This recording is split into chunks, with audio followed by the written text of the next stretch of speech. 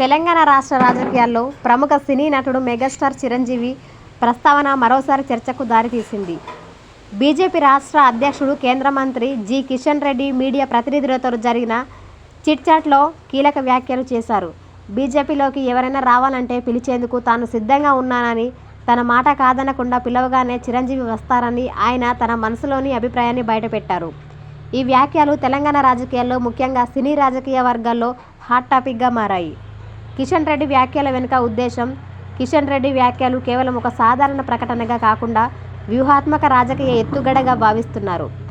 అనేక మంది సినీ ప్రముఖులతో బీజేపీకి మంచి సంబంధాలు ఉన్నాయని, గతంలో విజయశాంతి, కోట శ్రీనివాసరావు, కృష్ణంరాజు, ఎస్. జానకి, సుమన్, నరేష్ వంటి వాళ్ళు పార్టీలో పనిచేసి కొందరు మంత్రులుగా కూడా అయ్యారని, మరికొందరు పార్టీకి ప్రచారం చేశారని కిషన్ రెడ్డి గుర్తు చేశారు.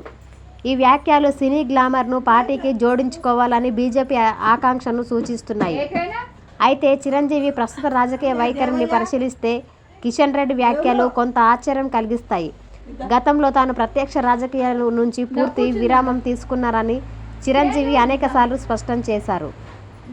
గోవాలో జరిగిన ఓ అవార్డుల కార్యక్రమంలో స్వయంగా కేంద్ర మంత్రి అనురాగ్ ఠాకూర్ తిరిగి రాజకీయాల్లోకి రావాలని ఆహ్వానించినప్పుడు కూడా ఆయన అలాంటి ఆలోచన లేదని తిరస్కరించారు. గతంలో వైసీపీ నుంచి రాజ్యసభ సీటు ఆఫర్ వచ్చినా బీజేపీ నుంచి రాష్ట్రపతి నామినేటెడ్ కోటాలో అవకాశం ఉందన్న ప్రచారం జరిగిన చిరంజీవి వాటిని కొట్టిపడేశారు. తన రాజకీయ ఆరంగేట్రాన్ని సోదరుడు పవన్ కళ్యాణ్కు అప్పగించింది.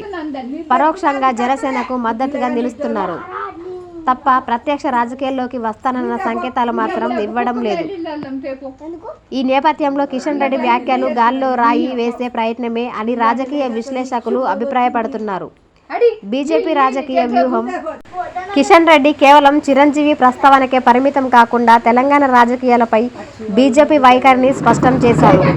కుటుంబ అవినీతి రాజకీయాలకు వ్యతిరేకంగా బీజేపీ పోరాటం చేస్తుందని పునరుద్ధరించారు. మాకు ప్రత్యర్థి కాంగ్రెస్ పార్టీనే తప్ప ఎవడూ పనికిరాని వాడు బీజేపీ